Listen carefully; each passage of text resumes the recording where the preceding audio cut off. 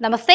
నేను మీ జాహ్నవి. మనతో ఉన్నారు ప్రముఖ జ్యోతిష్య వాస్తు పండితులు, ప్రముఖ ఆధ్యాత్మికవేత్త తనుష్క గారు. మాట్లాడేద్దాం. నమస్తే అమ్మా. నమస్తే అండి. అయితే అమ్మ, ఈరోజు నేను వాస్తు గురించి అడగాలనుకుంటున్నా మిమ్మల్ని. ఓకే. ఎందుకంటే వాస్తు అనేది చాలా చాలా కీలక పాత్ర పోషిస్తుంది. అవును. మనం రోజంతా చేసి వచ్చి చేరేది ఒక గూటికి.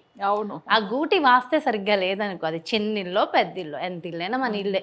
సో వాస్తు ఖచ్చితంగా చూడాలి అన్నదాన్ని మీరు నమ్ముతారా?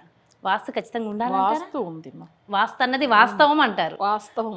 ఎందుకంటే వాస్తు ప్రతి ఒక్క మనిషికి కాదు, దేవుళ్ళు కూడా చూడండి, కొన్ని టెంపుల్స్ ఎంత బాగా డెవలప్ అవుతూ ఉంటాయి, కొన్ని టెంపుల్స్ అలానే ఉంటాయి అసలు.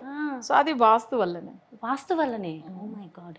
అయితే అమ్మ, ఈస్ట్ ఫేసింగ్ చాలా మంచిది, ఎవరికైనా సెట్ అవుతుంది అని అంటారు. కానీ ఈ మధ్య కాలంలో నేను విన్నా ఆ ఈస్ట్ ఫేసింగ్ కూడా అందరికీ సూట్ కాదు, కొంత ఇబ్బంది పెడుతుంది అని. ఇది నిజమేనా? నిజం. అది ఎలా తెలుసుకోవాలమ్మా? మనకు ఒక ఇల్లు, అది ఏ ఇల్లు అయినా, ఆ ఇల్లు మనకి కలిసి వచ్చింది, కలిసి రాలేదు, ఎలా తెలుసుకోవాలి? ఇప్పుడు ఒకరికి ఏం చేస్తారంటే జాతకం చూసుకుని వెళ్తారు. సో ఒక ఇల్లు కన్స్ట్రక్షన్ అయిన తర్వాత వాస్తు అనేది ఫస్ట్ చూసిదా వాళ్ళు చేపిస్తారు. కానీ అక్కడ వాళ్ళకి ఏంది, మనకు కనిపించేది అసలు నైరుతి కానీ ఈశాన్యం కానీ మేజర్, అది మనకు వచ్చి కంపల్సరీ బాగుండాలని చూసుకోవాలి. సో అది బేసిక్ వాస్తు. కానీ ఈస్ట్ ఫేసింగ్ ఒక ఇల్లు కొనుక్కున్నారు. ఈస్ట్ అంటే అందరికీ కలిసి వస్తుంది, అసలు సూర్యుడి దిక్కు కదా ఈస్ట్ అనేది. వాళ్ళకి అది ఏమవుతుందంటే కొన్ని జాతక చక్రంలో సింహ రాశిలో నెగిటివ్ గ్రహం ఉంది అనుకోండి. అంటే నెగిటివ్ గ్రహం అంటే ఒక మాంది గ్రహం ఆయన వచ్చి సింహ రాశిలో ఉన్నప్పుడు వాళ్ళకి అసలు ఈస్ట్ ఫేసింగ్ అనేది అస్సలు కలిసి రావు. అంటే వాళ్ళకి ఏంది, తూర్పు దిక్కు అంటే సూర్యుడు ఉన్నది అందరికీ మంచిదే కదా, స్వామివారు అసలు ఎప్పుడైనా కానీ ఎక్కువ తూర్పు ఎక్కువ లైక్ చేస్తారు. కానీ ఎందుకు అసలు కలిసి రావు అంటే వాళ్ళ జాతకంలో. అదే వేరే వాళ్ళకి అదే హౌస్ ఇచ్చేసి వెళ్తారు అనుకోండి, వాళ్ళకి బాగానే కలిసి వస్తాయి. అంటే వాళ్ళకి జాతక చక్రంలో సూర్యుడు మంచిగా ఉన్నప్పుడు వాళ్ళకి ఆ దిక్కు వల్ల సమస్య రాదు. అవును, ఒక్కొక్క ఇల్లు ఒకరికి కలిసి వస్తుంది, వాళ్ళకి బాగుంది అనుకుంటాం, మనం ఇంకొకరు వెళ్ళేసరికి బాగోదు. అవును. ఓకే, అది వాళ్ళ జాతకాన్ని బట్టి ఉంటుంది. అవును. కొంతమంది ఉత్తరం బాగా కలిసి వస్తుంది, అదే కొన్ని జాతకాలకు అస్సలే సెట్ అవ్వదు. ఎందుకంటే ఇప్పుడు ఉత్తరానికి అధిపతి ఎవరంటే గురు గ్రహం. సో అక్కడ ఏమవుతుందంటే ఉత్తరం అనేటప్పుడు మనకు జనరల్గా ధను రాశిలోనో లేదు మీన రాశిలోనో నెగిటివ్ గ్రహం ఉన్నప్పుడు లేదు గురు వగ్రం అయినప్పుడు వాళ్ళకి ఆ నార్త్ ఫేసింగ్ అస్సలే సెట్ అవ్వదు. అయితే ఎక్కువ మనం చాలామంది ఇక్కడ చూసేవాళ్ళు ఉత్తరం కానీ తూర్పు కానీ ఎక్కువ సో మన మెయిన్ డోర్ పెట్టేసుకుంటారు. కానీ వాళ్ళ జాతకం కూడా ఒకసారి చూడాలి. ఎవరి పేరు మీద హౌస్ రిజిస్ట్రేషన్ చేస్తారో వాళ్ళకి అది కలిసి వస్తుందా లేదా అనేది చూడాలి. ఎక్కువ మందిలో ఈశాన్యందే పెడతారు, నార్త్ ఈస్ట్ కార్నర్ ప్లేస్, వాళ్ళకి ఈశాన్య దిక్కు అది వచ్చి మంచిగా మెయిన్ డోర్ పెట్టేసుకుంటారు. కానీ వాళ్ళకి అక్కడ జాతకంలో నార్త్ ఈస్ట్ అనేది బుధుడు దిక్కు అది.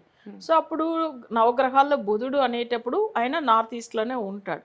కానీ ఇక్కడ ఏమవుతుందంటే మనకు ఈశాన్యం దిక్కు చాలా మందిలో మంచి డెవలప్ అయిన వాళ్ళు ఉన్నారు, అందులో చాలా సమస్యల్లోకి వెళ్ళిన వాళ్ళు కూడా ఉన్నారు. అంటే అది ఎందుకంటే ఈశాన్యం అనే బుధుడు వాళ్ళ జాతక పరంగా వాళ్ళకి నెగిటివ్ అయిపోతే సో ఈ north east corner place property కూడా కొనుక్కుంటారు ఎక్కువ మందిలో. ఎందుకంటే ఉత్తర ఈశాన్యం ప్లాట్ ఇది చాలా మంచిగా ఉంటుంది, చాలా బాగుంటారని. సో అందులో వెళ్ళిన తర్వాత కొన్ని క్లయింట్స్ చాలా బాధపడిన వాళ్ళు నేను చూసి ఉన్నాను. సో వాళ్ళు చెప్తారు, మేడం మీరు చెప్పింది కరెక్టే, నా జాతకం చూసి మీరు చెప్పారు, ఈ ప్లేస్కి వచ్చినప్పట్లోంచిదా మాకు కలిసి రాలేదు, అంత ముందుగా మేము రెంటెడ్ హౌస్లో ఉన్నాము, అక్కడ బాగానే ఉన్నాము అని. అంటే వాళ్ళకి సొంత ఇల్లు వల్లనే వచ్చిన సమస్య కాదు, వాళ్ళకి ఆ గ్రహ యోగం అనేది జాతక పరంగా నెగిటివ్ పవర్ ఉన్న స్థలానికి వాళ్ళు వచ్చేసారు అంతే. ఇప్పుడు కొన్ని జాతకాలకు చూడండి దక్షిణం ఫేసింగ్ చాలా బాగా కలిసి వస్తుంది, అది వచ్చి కుజుడు అది ఇక్కడ భయపడిపోతారు ఎక్కువ. ఉత్తరం అంటే మన తెలుగు వాళ్ళం సౌత్ ఫేసింగ్ అనగానే భయపడతారు. మరి అదే నార్త్ ఇండియన్ నుంచి అంటే మార్వాడీస్ వచ్చి సౌత్ ఫేసింగ్ ఉండి సూపర్ సక్సెస్ అయిన వాళ్ళు చాలా మంది ఉన్నారు. అదే నేను అనుకుంటూ ఉంటా, మనం ఎందుకు భయపడతాము అని. అంటే కుజుడు జాతకంలో వాళ్ళకి మంచి పొజిషన్ లో ఉన్నప్పుడు సౌత్ ఫేసింగ్ అసలు చాలా బాగా కలిసి వస్తాయి. అసలు చెప్పాలంటే కుజుడు వచ్చి కొన్ని జాతకంలో అసలు మకరంలో యోగంగా ఉంటాడు, అంటే ఉచ్చ స్థితిలో ఉంటాడు, లేదు మేషరాశిలోనో లేదు వృశ్చికంలో ఉన్నప్పుడు లేదు లాభస్థానంలో ఉన్నప్పుడు వాళ్ళకి ఏమవుతుందంటే దక్షిణం వైపు అసలు మెయిన్ డోర్ తీసుకుని వెళ్తారు అనుకోండి, చాలా బాగా కలిసి వస్తాయి వాళ్ళకి.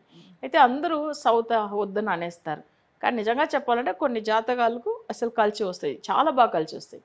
అయితే ఇవన్నీ కూడా మనం ఫేసింగ్ ఒకటే కాదు, ఇల్లులు వాస్తు ఎలా మనం చూస్తామంటే ఫస్ట్ నేను జాతకం చూడంగానే వాళ్ళకి ఫస్ట్ ఏదైతే వాళ్ళకి లగ్నం నుంచి 4th లార్డ్ వాళ్ళకి అదిదా సొంత గ్రహ యోగం గురించి ఉండేది. వాళ్ళు ఉన్న స్థలం వచ్చి వాళ్ళకి మంచిగా ఉందా లేదని జాతకం చూడగానే తెలిసిపోతాయి. ఒకవేళ వాళ్ళు నెగిటివ్ పవర్ హౌస్లో ఉన్నారా అనుకోండి, మనం వేసే ప్రశ్న చక్రంలోనే కనిపిస్తుంది ఏంది వాళ్ళు నెగిటివ్ పవర్ ఉన్న ఆ స్థలంలో ఉన్నారు. లేదు కొన్ని రోజుల్లోనే వాళ్ళు అంత ముందు కొన్ని రోజులు ముందుగా వాళ్ళు కొన్ని స్థలం కొనింది వాళ్ళకి నెగిటివ్ పవర్లో కొనేసుకున్నారని నేనే చెప్తాను జాతకం చూడగానే. అసలు అది ఎందుకంటే మనకు చూపిస్తుంది వీళ్ళకి ప్రాబ్లం ఎక్కడ ఉంది, అసలు ఎందుకు వచ్చింది అన్ని ప్రశ్న చక్రంలో చూపిస్తుంది. సో మనం వచ్చి అలా కూడా మనం తెలుసుకొని దాని ప్రకారం మనం రెమెడీ ఫాలో కావచ్చుము. కానీ ప్రతి ఒక్కరికి వాస్తు అనేది చాలా ఇంపార్టెంట్. ఇప్పుడు తిరుపతిలో ఉన్న దేవుడు చూడండి, అక్కడ ఉన్న వాస్తు అసలు ఎంత మంచి ఐశ్వర్యం, అక్కడ వైబ్రేషన్ ఎంత బాగుంటుంది. అసలు కొన్ని టెంపుల్స్ చూసారంటే వాస్తు బాగున్నది అనుకోండి, ఆ టెంపుల్స్ ఎంత డెవలప్ అవుతూ ఉంటది. కొన్ని దేవుడు గుడి కడతారు కానీ ఏ ఒక ఇన్కమే ఉండదు. మీరు చూసి ఆలయాలకే అంత అవసరమైన వాస్తు మరి మనం ఉండే ఇంటికి అవసరం లేదా? అలాగే అమ్మ కొంతమందికి కొన్ని ఇళ్లలోకి వెళ్ళిన తర్వాత కలిసి వస్తుంది బానే, అవును అంటే బాగుంటది, పొజిషన్ గ్రో అవుతూ ఉంటారు. అవును అలా అవుతున్న క్రమంలో వాళ్ళు ఇల్లు షిఫ్ట్ అవ్వచ్చు అంటారా? ఓకే, అయితే వాళ్ళకి ఏది మంచి ప్లేస్ అవి చూసుకుని వెళ్ళాలి. ఇప్పుడు ఏమవుతుందంటే చాలా బాగా కలిసి వచ్చింది కానీ వాళ్ళు వేరే ఏదైనా ఒక జాబ్ ట్రాన్స్ఫర్ గురించనో లేదు వేరే అబ్రాడ్ వెళ్ళాలన్నా ఏదైనా ఉండాలని వెళ్తారు కదా. వెళ్ళినప్పుడు కూడా వాళ్ళు ఏంటంటే వాళ్ళకి మంచిగా కలిసి వచ్చేది జాతకం చూసుకొని వెళ్తే బెస్ట్. ఎందుకంటే వాళ్ళకి ఫేవర్గా ఉన్న నెంబర్ సెలెక్ట్ చేసుకోవాలి. ఇప్పుడు ఫ్లాట్ ఒకవేళ 203 అనుకోండి, అది 5 పవర్ వస్తుంది. లేదు నార్మల్ ప్లాట్ అనుకోండి, వాళ్ళకి కలిసి వచ్చే నెంబర్ 1-2-24 లేదా 23 వస్తే 23 కలిసి వస్తుంటే అట్లా వెళ్ళవచ్చు. అంటే మన అపార్ట్మెంట్ చూసేది ఒక్క ఫ్లాట్ చూసే నెంబర్ వేరు, మనం ఇండిపెండెంట్ హౌస్గా చూసుకుని వెళ్తే దానికి తగినట్టుగా జాతకంలో నెంబర్స్ చూడాలి మనం.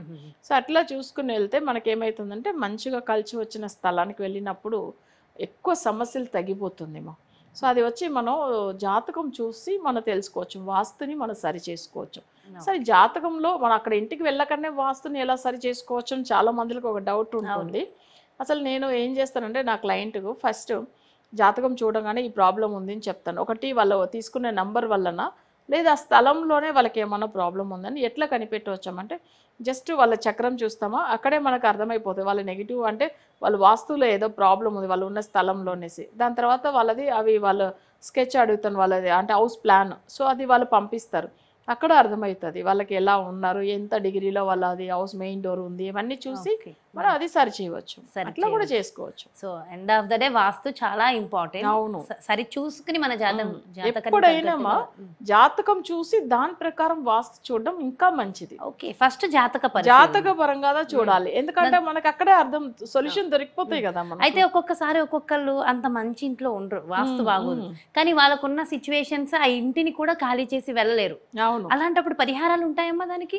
ఇప్పుడు ఎందుకు అది వెళ్ళలేదు అంటే వెళ్ళని ఇవ్వద్దు. నెగిటివ్ వైబ్రేషన్ ఉన్నప్పుడు అసలు ఇది చాలా మంది సమస్య, ఇది ఒకటి ఉన్నది నిజం మీరు చెప్పినట్టుగా. ఎందుకంటే నేను ఒక 5 yearsగా ట్రై చేస్తున్నానండి ఇంట్లోంచి వెళ్ళాలని. ఎందుకంటే హెల్త్ బాగుండట్లేదు, ఇంట్లో గొడవలు అవుతుంది, ఫైనాన్షియల్ ఇష్యూ చాలా ప్రాబ్లంగా ఉంది, అన్ని విధంగా సమస్యలు ఉన్నాము. కానీ ఎందుకో తెలియదు ఇక్కడ నుంచి వెళ్ళాలనుకుంటే ఆ రోజు హెల్త్ ఇష్యూ వచ్చి మళ్ళీ ఆగిపోతున్నాం. వేరే హౌస్ చూడడానికే భయం వస్తుంది అంటే అట్లా చెప్తూ ఉంటారు కదా చాలా మంది. నిజం అది, అంటే వాళ్ళకి ఒక నెగిటివ్ ఎఫెక్ట్ ఉన్నప్పుడు ఆ ఇంట్లోంచి వెళ్ళనివ్వదు. అలాగే మరి ఒక ఇంట్లో బాగా కలిసి వస్తుంది, బాగుంది, కానీ ఇల్లు మారాలనుకుంటున్నారు, అప్పుడు కూడా వెళ్ళనివ్వదా అమ్మా? అది అప్పుడు ఏం ప్రాబ్లం లేదు, వెళ్ళనిస్తుంది. ఎందుకంటే వాళ్ళకి ఏదైనా బ్లాక్ మ్యాజిక్ జరిగి ఉంటుందా వెళ్ళనివ్వదు, మిగతాప్పుడు వెళ్తారు. అదంతా ఏం సమస్య ఏం కాదు, అంత మంచి జరుగుతూ ఉంటుంది, అట్లా బాగుంటారు. అబ్బా చాలా డీటెయిల్ గా ఎక్స్ప్లెయిన్ చేశారమ్మా, థ్యాంక్ యూ సో మచ్. నమస్తే. నమస్తే అమ్మా.